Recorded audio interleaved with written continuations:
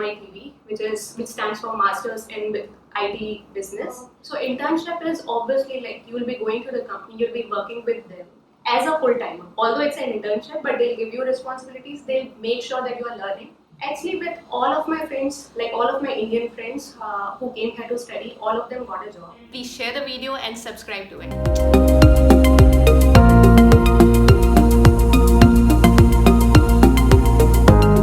So, hey guys, welcome back to another video. Today we have with us Oshin Shukla, who is my dear friend and also a data scientist in Singapore. She has done masters in business analytics from SMU University, and she will be sharing her experience of doing masters in Singapore. So, hey Oshin, welcome to the channel. Thank you, Amit, for having me. Okay, so I have given a brief introduction about you already. So let's just start with your academic and professional career. Sure.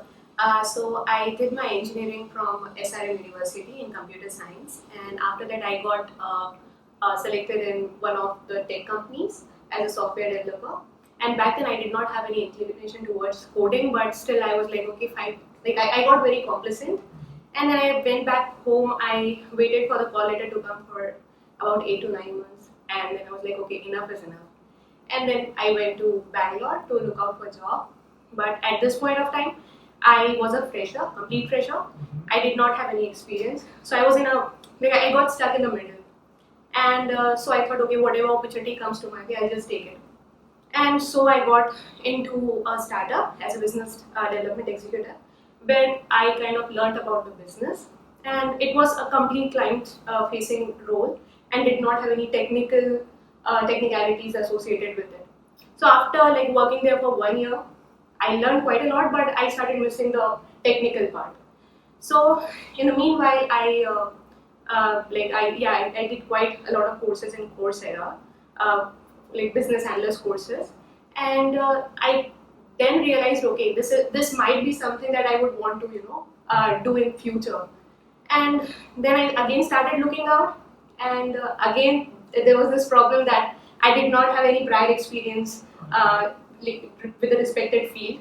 So I thought, okay, whatever, I'll take the pay cut. I started looking out for internship, and back then I was like getting quite okay amount, but to stay in Bangalore you have to earn at least 25,000 a month. So, but I was like, okay, whatever. And then I got into another startup as a data analyst intern. I did not think twice. I just jumped into the opportunity, took it, and I did internship for 6 months period. Learned quite a lot, and that is when I realized, okay, I want to kind of grow my knowledge and pursue masters. Yes. So, so that's how you found your calling for business analytics. True. So, as everybody knows that you got admission in SMU Singapore Management University. So, tell us about the journey of getting admission into a master's here, and what kind of first of all, tell us what was the admission process like? What was the requirements and everything? Sure. So for me, the thing was I wanted to do masters from a reputed university. So SRM was a very good university, but I wanted something more, like the exposure that every Indian people they crave for, to go outside and to interact with other people and all of that. So that was one requirement. That is why I wanted to go out of India, but I wanted to stay as close to India as I could, which is why I chose Singapore. And when I started looking online, there were 2 universities which were offering this program for business analytics. One was NUS and other was SMU. And MSP is a very, very nice course which is offered by NUS. But back then what had happened was the application deadline was over. And so I started looking for SMU, and SMU for MITB program, they have 2 intakes.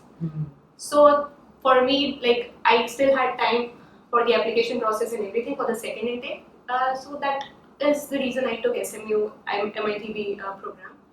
So in the beginning, what happened? So basically, if you're applying for MITB, you don't have to directly first go and write GRE. It's not mandatory. I mean, you can do that, but it's not the case. With me, I first completed my application process. I got the interview call. I got the conditional admission letter, and after that I wrote GRE. I did not know what the cutoff was, so I spoke to few of my like seniors who are studying here, and they told me it's better to get more than 312, which I did, and yeah, that's how I came here. So that's pretty nice, right? So you got a conditional admission, and it was just that if you complete our GRE requirements or maybe the GMAT requirements, Right. then you are good to join. Yeah. So it's a very good assurity of the future Right. once you have this conditional offer letter. So moving to the coursework in SMU, so you joined such a reputed university, and Yeah. I think everybody in Singapore also knows that a very well located university. Mm-hmm. So also tell about the course that you joined. What was the name of the course? Like it was masters, but what was the specific masters that you did? Mm-hmm. And also tell about your coursework. That means what subjects you studied, and like what were the career prospects after studying. So Okay. tell us. So the course that I did, as I've told earlier, it's MITB, which stands for Masters in IT Business, and there are three tracks associated to it. So it has FinTech, AI, and Analytics. Back then there were only two, so I chose Analytics. And well, the faculty is very good. The second thing is courses. They are a mix of. So basically, they understand the students who are coming in. They can be freshers. They may be experienced. So it's a mix and match of both, which is quite good. And yeah, you get to learn variety of courses, which basically helps you to go and put you out in the market. So that is how they have curated the course structure. And yeah. So I believe it was a 1 year course, and as far as I remember, I think for 6 months you were doing some internship after that, right? So how did you go? How did you get an internship? Tell us that experience. Sure. So basically, this course structure, it has 13 modules. So out of that 13, 7 is for 13 modules, and each module has one unit. So you have to get all those, like you have to pass in all those 13 units to like finally graduate. Now in this 13 units, 7 are related to course, and the rest 5, they are related to whatever internship you are doing, or you can even do a capstone project. So that's how it is. So I got into this company called NQC Link, which is a semi-government company, and yeah, I got to I actually got to experience, how it is here, and yeah. So Ocean, one more question about your internship. So I think it's very nice to have a 6 month internship in a 1 year course, Yeah. and it must have also helped you in managing your finances. Right. So tell us more about your internship experience in a way, like how did you manage your coursework, how it helped you financially to make you ready for the industry. In that sense, how did it help you? Okay, so starting from, so internship is obviously like you will be going to the company, you'll be working with them as a full timer. Although it's an internship, but they'll give you responsibilities, they'll make sure that you are learning, and at the same time, you are able to complete the responsibilities, because it will be the company or the manager who like under whom you are hired. He will be in the end giving you the grades. So that's very important. On top of that, it is very helpful in terms of money, because if, like you remember, I told you my parents used to send me 1,500, right? But when I got this stipend, it was pretty good and much more than this. Yeah. So I ended up saving a few bucks, and which I used to, like I went to Malaysia once and all of that. So that's how you can do it. Like if you ask me about the range of the stipend that you get, so I remember that one of my friends, I think that was the minimum, from 800 to maximum 2,500, which is quite good. Pretty good. Yeah. So that is the amount of stipend you will get. Yeah. So yeah, any money at a level of Right. student is a good help for True. your finances. Also, tell us like how did you manage your time? Like after so whole day you will be working, and after 6 you were studying, or like you study over the weekends. Like how did you manage your time? Okay, so it used to be very hectic, because the assignments that you get, they are like you have to put quite a lot of efforts and time there, and also the projects that you are doing, the semesters are very small. So in that part, you have to do a project, and you have to make sure that you don't miss your project meetings. So you have to be present in all of the meetings. In the end, there will be a peer grading. So even they will grade you. based on how active you were and all of that. So you have to keep all those things in your head. And so yeah, it was quite hectic. But again, at the same time, what I did, so as I told you earlier, there are 13 units, right? So like it is very flexible for you. First of all, the course program is although for a year, but you can extend it to 2 years. And for one semester more for free. And if you want to extend it to 2 years, you'll have to pay some money, obviously. So I extended it for another semester, and I kind of made sure that when I was doing my internship, I took the minimum requirement, which was 2. So I was taking 2 subjects here, and the rest of the subjects which were kind of left, I took it in the last semester. So that's how I managed. So you also extended your internship. I did that. Yeah. So very nice company. Yeah. So since you were a unique case where you could get internship and also get a job from that internship, but I think everybody is not that lucky. They may not get a good internship, or if they get an internship, they may not get a PPO. Yeah. So tell us the job prospect for such students. Like what is the career opportunities within Singapore for such students who could not get a final job offer through internship? Actually, with all of my friends, like all of my Indian friends who came here to study, all of them got a job. Although it took some time for all of them, like maybe 1 month time or 2 month time, but all of them landed a job, a good job. And so I would say there are quite a lot of career opportunities in terms of data science or data analytics or whatever.